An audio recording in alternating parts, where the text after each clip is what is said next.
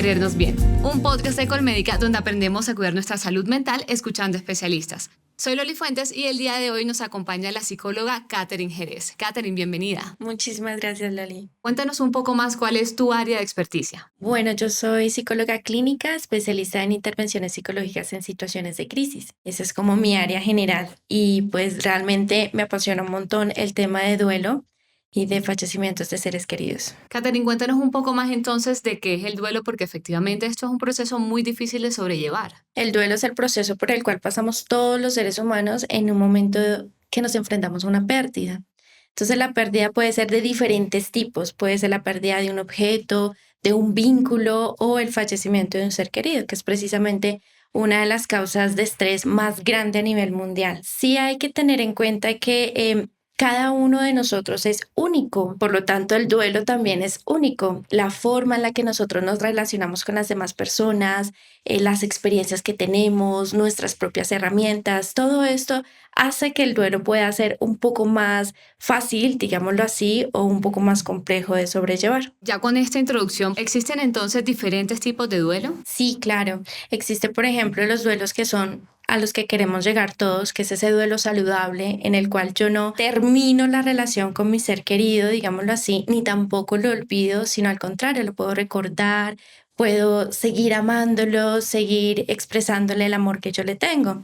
Pero también tenemos duelos patológicos, duelos complicados en el que realmente pues la persona no logra fluir en su vida, realmente no logra seguir adelante con su proceso de vida, sino abraza completamente el dolor, la soledad. También existen otros duelos como los duelos que están invalidados. Entonces, por ejemplo, el duelo de una mascota, que es cuando nos dicen simplemente compra otro o reemplázalos o sigue adelante y digamos que no. Son duelos diferentes, son duelos que se viven, se sienten y se expresan también de formas diferentes. Están también los duelos que de pronto no se pueden como sobrellevar abiertamente porque somos niños o porque hay mucha información que nos niegan. Esos serían como los grandes tipos de duelo, que sería como el patológico, el duelo saludable, que es al que queremos llegar todos, el duelo invalidado y ese duelo como un poco más escondido que tenemos.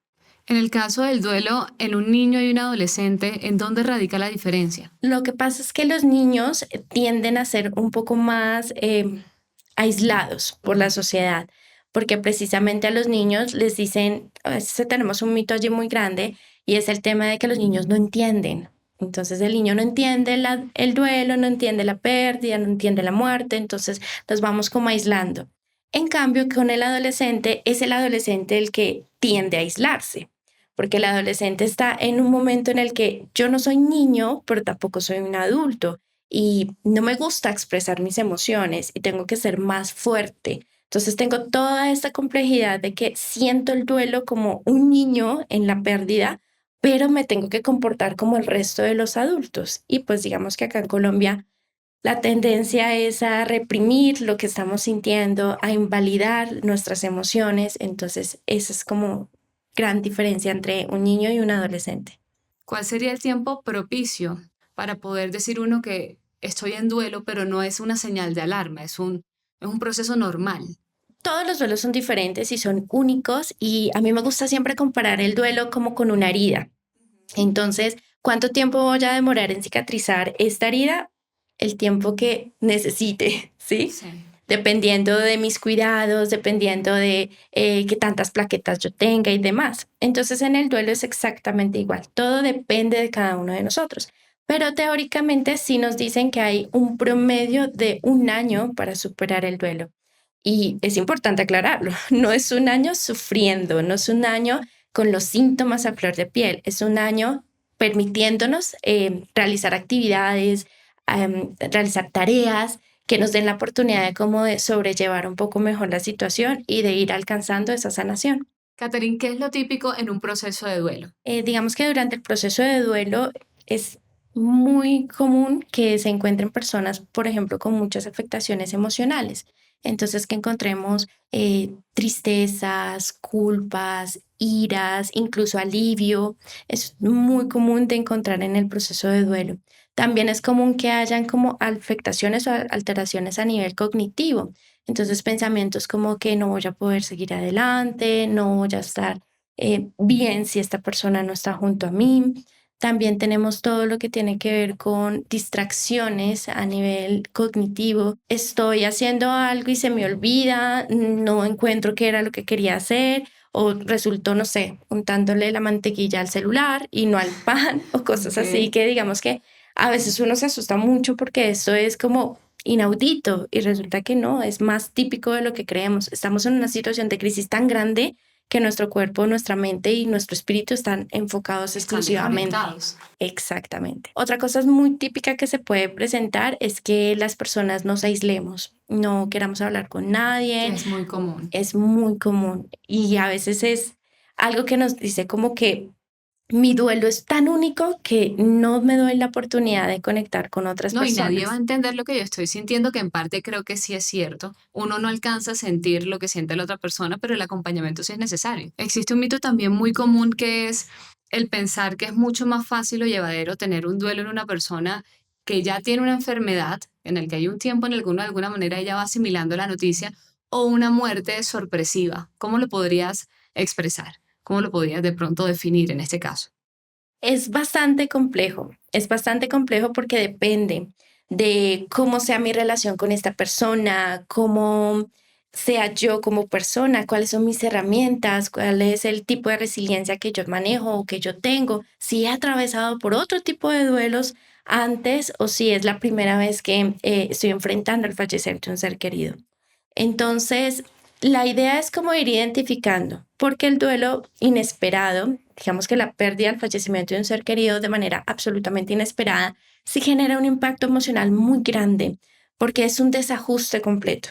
Estoy en una normalidad, estoy en mi vida cotidiana y me llaman y me dicen, acaba de fallecer tu ser querido y eso es un impacto emocional muy, muy grande. Pero no por esto quiere decir que el prepararnos para la despedida de un ser querido, por ejemplo, cuando estamos en cuidados paliativos o cuando hay una enfermedad muy grande, eso tampoco es sencillo de hacer, porque allí yo me enfrento a un escenario muy complejo y es una ambivalencia entre mis emociones. Por un lado, yo me quiero despedir porque le quiero decir todo lo que le tengo que decir a mi ser querido y expresarle que lo amo, que lo adoro, que es la máxima persona en mi ser, pero por el otro lado, tampoco me quiero despedir, porque el despedirme implica el se va a ir. Entonces, sí hay una ambivalencia muy, muy, muy grande que nosotros tenemos cuando estamos en esa preparación de despedida del duelo.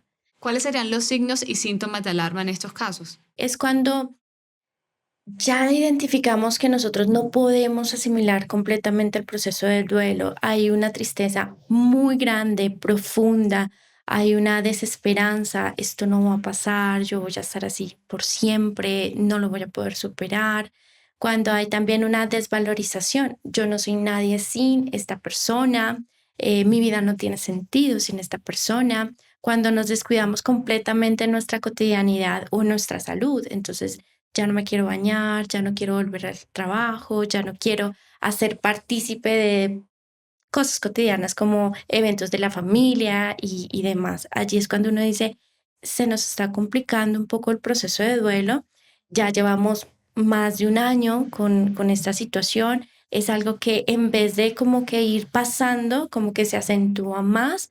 Allí es cuando podemos decir, necesitamos urgentemente un proceso terapéutico que nos ayude a procesar esas emociones de manera saludable. Catherine, muchísimas gracias por haber compartido esta información tan valiosa. Muchísimas gracias a ustedes por la invitación. Sí, me gustaría que las personas que nos están viendo, nos están escuchando, sepan que no están solos en este proceso de duelo, sepan que es válido y valioso que se sientan todo este tipo de sensaciones, emociones, sentimientos, que tengamos la oportunidad de ver que el proceso es natural, es saludable y es importante. Es como los cuidados que yo tengo que tener con esa herida física. El proceso de duelo es los cuidados que yo debo tener con esa herida emocional.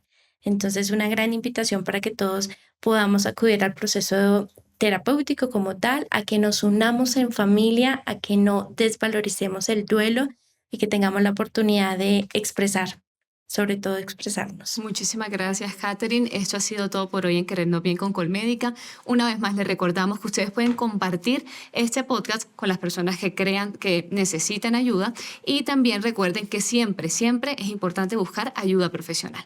Hasta la próxima.